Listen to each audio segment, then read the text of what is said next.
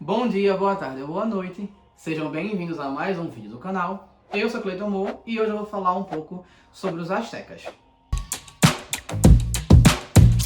Bem, os astecas eram um povo, né? Eles eram um povo que habitava o México, ali, boa parte do México. Inclusive, a cidade do México foi construída em cima de Tenochtitlan. Eu depois posso falar no vídeo a respeito disso. Coitado de Tenochtitlan.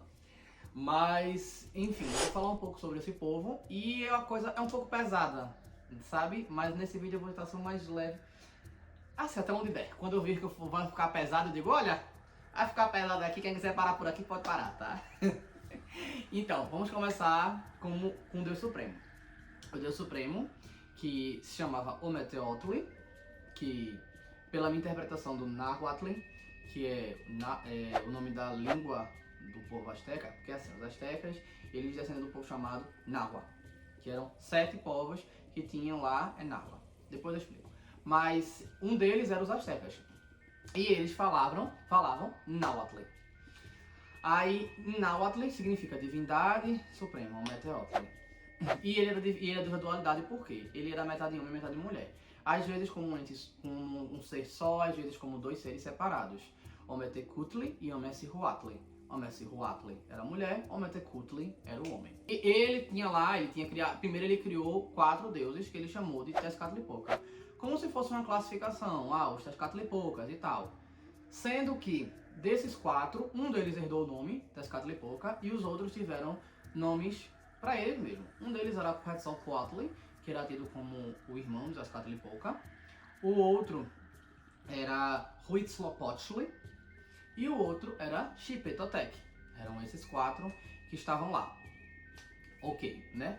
E aí, a partir disso, eles tinham um mar primordial, tá? Um mar primordial ali e tal, um mar primordial. E eles criaram uma criatura gigante, um crocodilo gigante. Na lenda eles tinham um crocodilo gigante. E esse crocodilo se chama Supacto. Ele ficou habitando por lá até eles decidissem o que fazer. Até que num belo dia eles decidiram, vamos fazer alguma coisa. Eu não entendi muito pra que eles deram esse crocodilo. Vamos supor que era um pet pra eles, né? Porque... Mas aí eles decidiram fazer alguma coisa e fizeram terra. Só que o problema é que enquanto eles faziam a terra, enquanto eles construíam algumas coisas, o crocodilo ficava enchendo o saco. Ele vinha, atacava eles e tal, eles faziam, para com isso. Era um crocodilo gigantesco, tá, gente? Não era um crocodilinho, não. Imagina um negócio assim, colossal mesmo, nível Ymir da mitologia nórdica, tá? Imagina um negócio assim realmente imenso. E aí eles ficaram, não, pera aí, bicho, vai pra lá. E aí eles conversaram e decidiram, a gente vai ter que matar ele pra gente poder fazer as coisas, porque esse bicho não tá deixando de fazer nada. A gente só tem, tipo, o céu, né? E a gente tem aqui essa água, tentando construir alguma coisa, nesse mar primordial, tentando construir alguma coisa e nada tá acontecendo. Vamos fazer o seguinte, vamos matar esse crocodilo. Tentaram algumas vezes, só que o crocodilo conseguia sempre escapar e ele tava na vantagem, né? Tá na água. A gente tem que pensar que os deuses não tinham essa velocidade na água, né? Vamos pensar assim. E aí,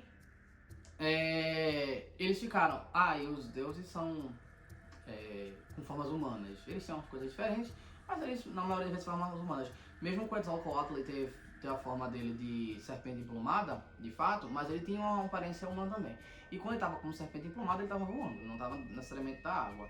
Até porque tem uma versão dele, que é Deus do Vento, é Hecatl, que eu acho lindo esse nome, que é Deus do Vento, mas enfim. E aí eles tentaram matar esse crocodilo e não estavam conseguindo. Até que Tezcatlipoca e Quetzalcoatl fizeram um acordo. Disseram assim, olha, eu vou colocar o pé na água pra fisgar. O crocodilo vai morder meu pé. Eu vou levantar o pé e tu mata o crocodilo. Tá certo. Aí Tezcatlipoca foi e colocou o pé direito lá. Quando ele colocou o pé, o crocodilo... né? Assim, por ser um crocodilo colossal, a gente vai ter que passar esse pano, né? Porque vai ser aquela coisa, crocodilo colossal. Mordeu um pé? Não, ele tinha arrastado tudo, né? Só se esse pé fosse também tão colossal quanto. Então, ele levanta. Quando ele levanta, vamos considerar que era colossal, tão colossal quanto. Ele levanta e aí Quetzalcoatl vai e estraçalha o crocodilo. Estraçalha mesmo. Ele divide em 22 partes. E essas 22 partes vão compor 13 partes do céu e 9 partes do submundo. Diz que cada uma dessas partes foi usada como matéria-prima para criar essas 22 divisões. E em que formato foi criado? Então, esse formato foi criado como pirâmides. Para baixo, uma pirâmide na posição normal, e para cima, uma pirâmide invertida. Aí você para e pensa, nossa, mas pirâmide não é egípcio? Então, fica aí o questionamento. Maias e astecas faziam pirâmides também. Uma boa parte das pessoas sabem, outras não sabem, mas enfim. Maias e astecas faziam também, e aí fica sempre aquele questionamento. Ah, foi coincidência? Ah, vieram dos egípcios? Ah, enfim. Existem muitas teorias a respeito disso. E algumas eu acho muito presunçosas. Mas enfim. E aí eles tinham essa visão. Era uma pirâmide invertida e uma pirâmide normal. E a matéria-prima foi dada. Essa agora eu vou ter que ler para lembrar da ordem e lembrar todos os nomes. Porque não foi uma coisa que eu me detive a lembrar todos os nomes. Então eu vou ler. Na ordem, aqui, a gente tem no primeiro céu Omeyokan. Como eu falei, Ometeotli era o Deus Supremo, então Omeyokan seria como se fosse o terreno supremo, o céu supremo, vamos dizer alguma coisa do tipo. Era o primeiro, ficava lá em cima, na base da pirâmide invertida, né? Lá em cima. O segundo era Teotihuacan, que era a morada dos deuses, onde os deuses estavam lá na maior parte do tempo, né? Os deuses foram criados. Não só tinha eles quatro, como eu falei, eles foram os primeiros, mas não só tinha eles. Aí, o terceiro, descendo, é Yayutla, que é a região vermelha, que diziam que era o sol do crepúsculo, onde o sol estava ali, ó, se pondo. E os astecas, eles imaginavam só como se fosse assim. Tipo, ele vinha se pôr aqui no terceiro céu, e lá embaixo, onde ele nasce. Inclusive tem um céu ali que é onde ele nasce, lá para baixo. Aí, o quarto céu, ainda de cima para baixo, né? Koza-Urktlan, que é a região do amarelo. Quem habitava era uma divindade amarela, que é Teotlicoza-Urka. Esse nome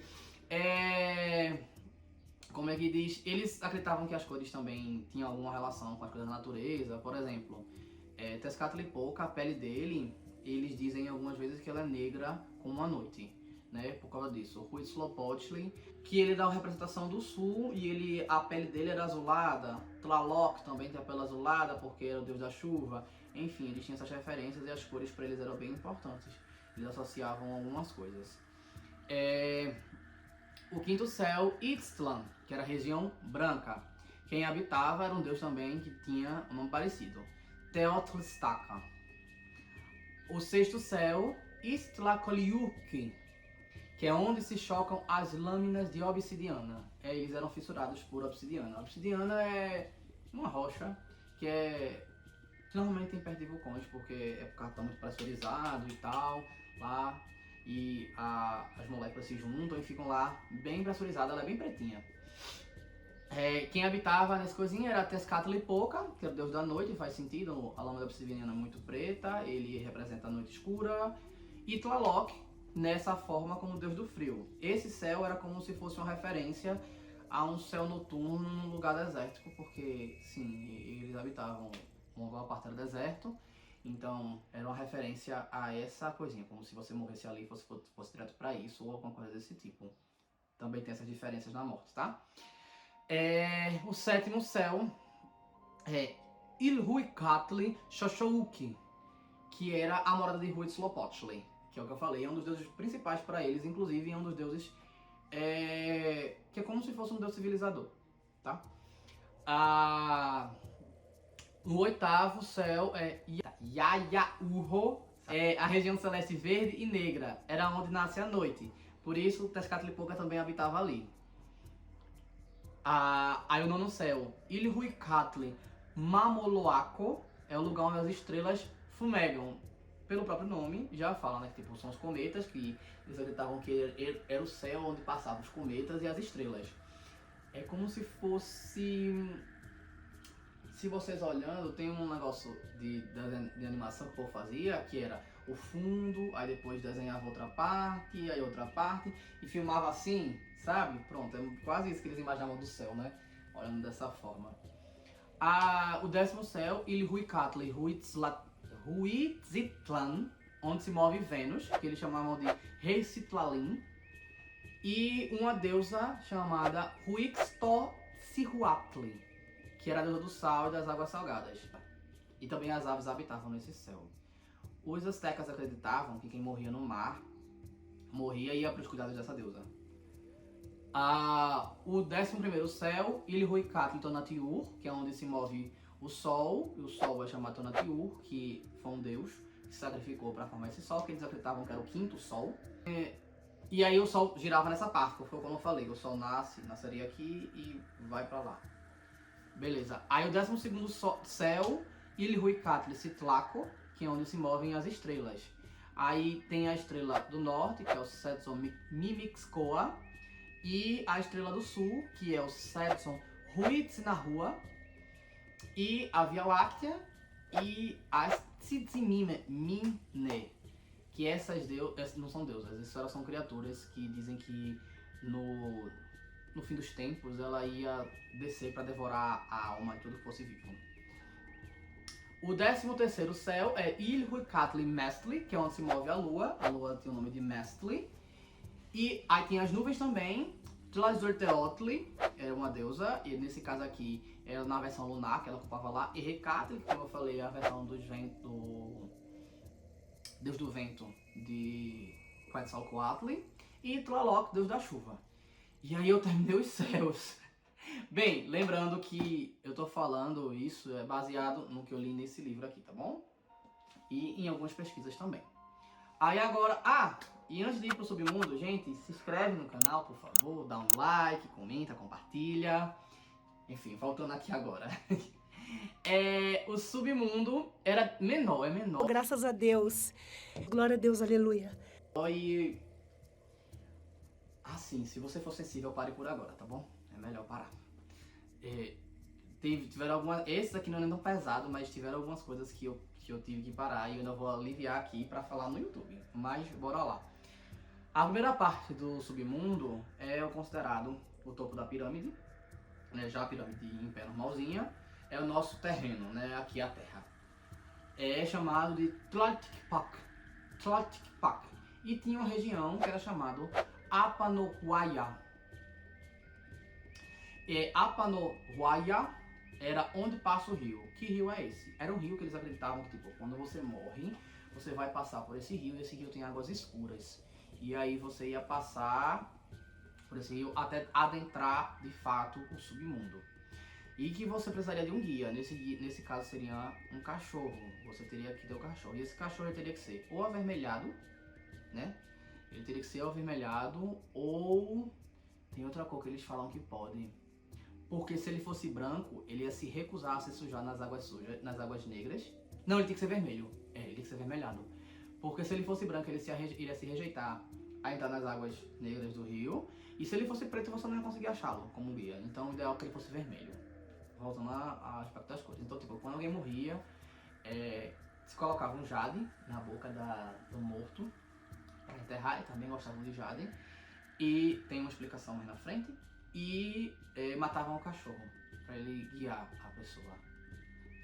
Eu disse, né? O segundo submundo é o Tepectli Monanamictlan, o lugar onde as montanhas se chocam. Daqui para baixo, é só para baixo mesmo, tá? O morto passaria por várias etapas até chegar no último submundo, que é o 9º, até chegar lá. E isso seria bem doloroso e difícil. Seria uma missão bem complicada. Alguns estudiosos acreditam que esses 9 significam como se fossem os 9 meses da gestação, né? Então, talvez isso seja uma referência a reencarnar. Tipo, você tem que se desprender totalmente, materialmente, de cada uma das coisas de uma maneira fixa para que você possa voltar a ser energia e da energia você voltar a ocupar como um humano, né? E aí eu vou contar outro vídeo porque esse vídeo já tá ficando grande. Deixa eu continuar a parte do submundo que depois eu explico essa história melhor. O terceiro submundo é Istepetli, Montanha das Navalhas, que aí o morto teria que, por mais que seja na posição normal e você está descendo, quando você morre a gravidade inverte. Então sempre você está escalando a pirâmide. Então a gravidade inverte e você vai como se estivesse escalando para o fundo. E aí nesse caso você teria que passar por... Com a Montanha das Navalhas você poderia ser cortado a qualquer momento. Pela montanha muito afiada, no quarto submundo é Itzerekayan. Itzerekayan. O Erre já sabe que é vento, né? Então, o Itze provavelmente é navalha e Kayan deve ser lugar. Então, lugar do vento, nesse caso, de obsidiana. Aí, o vento, ele poderia lhe cortar. Então, você seria bem mutilado, se não tiver cuidado até a próxima parte. No quinto submundo, Paneia Katlakayan. O lugar onde os corpos flutuam como as bandeiras. Isso aqui é outra parte, que é como se o seu corpo estivesse ficando leve, ou seja, você estivesse perdendo o seu peso, né, e tudo mais, e pudesse ser arrastado e ficar voando como uma bandeira. Você tem que tomar cuidado para conseguir vencer essa parte. A sexta parte, Temimi Naloyan, é o lugar do flechamento. Eles acreditavam que existia um arqueiro, né, mágico lá do submundo, que ficava tentando lhe flechar. E você tinha que fugir dele. Então é como se fosse um sniper, só que de arco e flecha. Ficava aqui, ó, lá em você, e você tem que fugir, enfim, para conseguir sobreviver. Na próxima, e você isso segura no Jade, tá? Porque na próxima é o Teokoyol Kualoya, onde as feras devoram os corações. Quando chega nessa parte, se você tem o Jade na boca, caso você seja pego por uma das feras, que poderia ser um crocodilo, poderia ser um coiote, poderia ser uma águia, ou uma cobra, eles dizem que se você for pego por uma dessas feras, elas vão devorar seu coração. E pra não devorar seu coração, você tira o Jade e entrega pra elas, que elas ficam com o Jade ao invés do coração. E aí você pode passar em diante. Se não, né? Aí, no oitavo céu, Ismictlan Apotkaloka, onde se perde a visão no caminho da névoa. Nesse lugar, como o nome já diz, já tem a névoa. Então era como se ele estivesse corroendo os seus olhos. Porque não é neblina, tá? Neblina é de água. Névoa é de substâncias químicas tipo ácido. Na maioria das vezes é usado para um efeito ocasionado por um ácido. Então, realmente, nesse caso, é névoa mesmo.